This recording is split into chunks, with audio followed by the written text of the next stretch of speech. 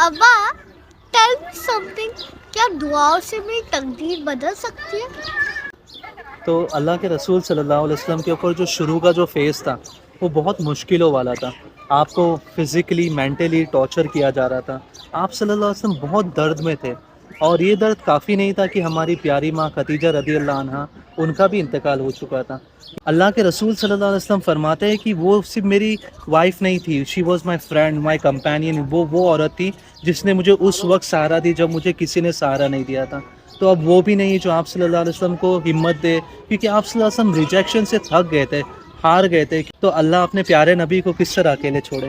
اللہ آپ کو حضرت یونس علیہ السلام کی سٹوری بتاتے اس فیز میں، اور اللہ فرماتے فاصبر لحکم ربک ولا تکن کصاحب الحوت، کہ صبر کرنا اپنے اللہ کے رب کے حکم کا، اور اس مچھلی والے کی طرح نہ ہو جانا. تو اب میں آپ کو سٹوری الیبریٹ کرتا ہوں. تو حضرت یونس علیہ السلام جو ہے وہ عراق کے اوپر بھیجے گئے تھے. ایک قوم ہے جس کا نام نینیوا تھا، اور وہ لاکھوں کی تعداد میں قوم تھی، اور وہ اچھے حال میں تھے، ان کے پاس پیسہ تھا، سب تھا، لیکن وہ حضرت یونس کو کنسسٹنٹلی ریجیکٹ کر رہے تھے. حضرت یونس علیہ السلام جو ہے وہ ان سے ناراض ہو جاتے ایک دن، اور وہ کافی غصہ ہو جاتے ہیں، اور وہ کہتے ہیں کہ اب تم پر اللہ کا عذاب آئے گا جیسے پچھلی قوم کے اوپر آیا تھا، میں تم سے کہیں بہت دور چلے جاؤں گا. تو حضرت یونس علیہ السلام جب جا رہے اسمال پیسنجر شپ کو وہ لے کے چلے جاتے ہیں جس میں پیگنز کی کریو رہتی ہیں. جب یہ سارا منظر ہو رہا ہے تو ایٹ دیٹ سیم مومنٹ کالے بادل فارم ہو رہے، بہت خوفناک عذاب والے بادل فارم ہو رہے.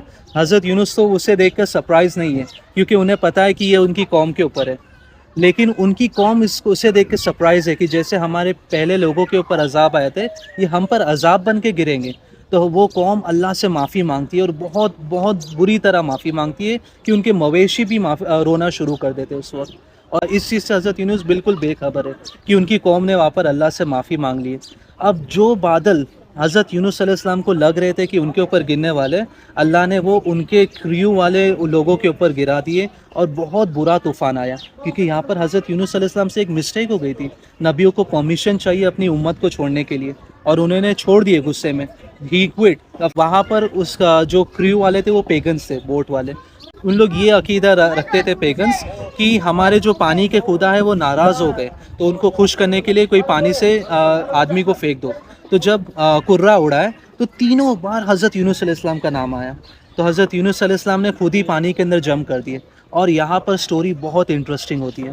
تو جیسے وہ پانی کے اندر جم کرتے ہیں تو اللہ ایک بڑی مچھلی، بڑی ویل کو حکم دیتے کہ انہیں کھاؤ مت، نگل لو اور پانی کے تل میں چلے جاؤ. تو مچھلی پانی کے تل میں چلے جاتی ہے. تو جو یہ سٹوری کو نریٹ کرے وہ فرماتے ہیں کہ کتنا برا منظر ہوگا کہ ایک مچھلی کے پیٹ کا اندھیرا، اس کے اوپر سمندر کا اندھیرا، اس کے اوپر کالی رات کا اندھیرا، اور اس کے اوپر وہ جو مچھلی کے پیٹ میں ایسڈ ہے وہ حضرت یونس علیہ السلام کو کتنی تکلیف دے رہی ہوگی. لیکن اس منظر میں حضرت یونس علیہ السلام جب ہوش میں آتے پانی کے اندر تل میں، تو ان کے پیر حرکت کرے، اور وہ پانی کے اندر جو پیبلز ہوتے ہیں وہ فیل کرتے کہ اس پیبلز میں سے کچھ آواز آ رہی ہے، اور وہ آواز اللہ کے ذکر اور اللہ کے تعریف کی تھی. تو حضرت یونس علیہ السلام اسی وقت اللہ کو سجدہ کرتے. یہ بہت پیارا مومنٹ ہے. حضرت یونس علیہ السلام اسی وقت اللہ کو سجدہ کرتے اور اللہ کو فرماتے ہیں اے میرے رب، میں تجھے وہاں سے پکارا ہوں جہاں سے تجھے تیرے کسی بندے نے نہیں پکارا تھا. اور پھر بہت پیاری دعا پڑھتے لا الہ الا انت سبحانک انی کنت من الظالمین. نہیں کوئی عبادت کے لائق سوائے تیرے، تو ہر عیب سے پاک ہے، تیرے اندر کوئی عیب نہیں، اور ظالم تو میں ہی ہوں، ظلم کرنے والا تو میں ہی ہوں، گنہگار تو میں ہی ہوں. تو اللہ سبحانہ وتعالی حضرت یونس علیہ السلام کی اس دعا سے اتنے خوش ہو جاتے کہ مچھلی کو حکم دیتے کہ اسے پانی کے باہر اگل دو، اور وہ مچھلی جا کے انہیں انگل دیتی ہے. اور حضرت یونس علیہ السلام کا ابھی ایسڈ کا بھرا ہوا بدن ہے، اسکن پھٹ گئی ہے، اور سورج کی جو تپش ہے انہیں درد دے رہی ہے، لیکن تب بھی وہ اس دعا کو پڑھنا نہیں چھوڑے. ہی از لیئنگ آن سینڈ.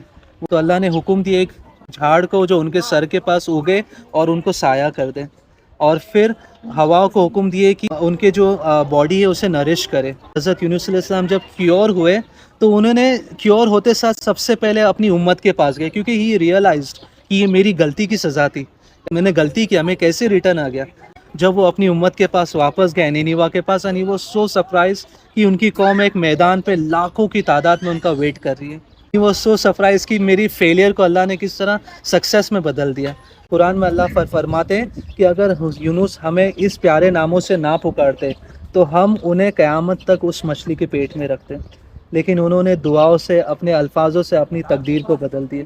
یہاں پر اگر آپ دیکھو گے حضرت یونس نے اللہ کو یہ نہیں کہا کہ میں تکلیف میں ہوں، حضرت یونس نے یہ نہیں کہا اللہ مجھے نکال، بلکہ حضرت یونس علیہ السلام نے اللہ سے اللہ کی پاکی بیان کی اور خود کو ظالم بتائیں اور اللہ اپنے گناہوں پہ معافی مانگے. تو جب بھی آپ گناہوں پہ اپنے معافی مانگو گے اس کا نتیجہ یہی ہوگا کہ آپ کے درجات ایلیویٹ ہوں گے، اور جب بھی آپ کے درجات ایلیویٹ ہوں گے آپ اپنے آپ کو اچھی پوزیشنز میں پاتے جاؤ گے.